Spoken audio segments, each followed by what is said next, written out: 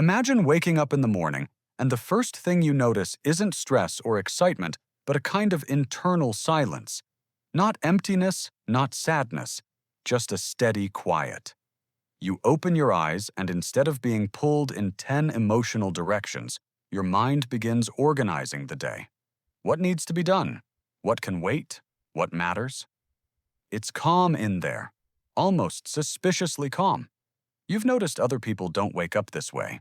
They talk about anxiety before their feet hit the floor.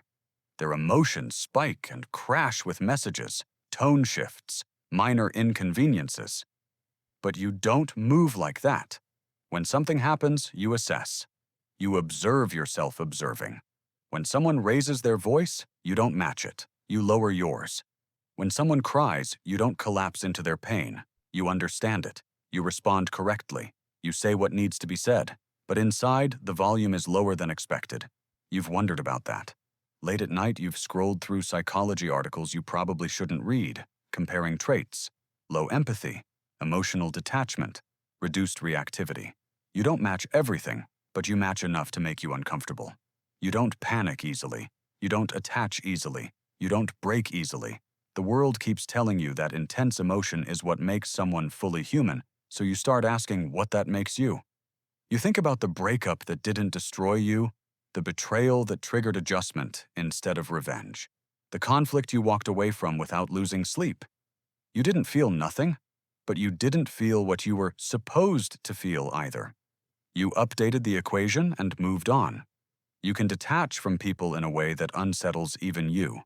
Not because you hate them, but because once the pattern shifts, you adapt. You're good at reading people. You sense what someone wants before they finish speaking. You adjust your tone, your posture, your words. It feels natural. But sometimes you pause and wonder whether you're being authentic or just performing competence. Do you actually feel this, or are you mirroring what's required? You don't experience explosive rage. You don't drown in guilt. You don't absorb every emotional wave in the room. You operate in measured responses. It makes you effective. It also makes you question yourself. In a culture that equates emotional intensity with depth, stability starts to feel suspicious. So you test yourself in private. You imagine extreme scenarios. If everything collapsed tomorrow, what would you be capable of? You don't ask because you crave harm. You ask because you want to know your limits. What unsettles you most is that you don't see yourself losing control. You see yourself staying calm, strategizing, adapting. Is that resilience or something colder? The word psychopath drifts through your mind with cinematic weight, but when you examine it closely, it's less about calmness and more about compulsion. Impulsivity. Thrill-seeking. Disregard for consequences. Lack of remorse. That doesn't fit. You think about consequences constantly. You run simulations before you act. You evaluate long-term outcomes. You don't explode. You optimize. And slowly the narrative shifts. What if the quiet inside you isn't absence but control? Think back.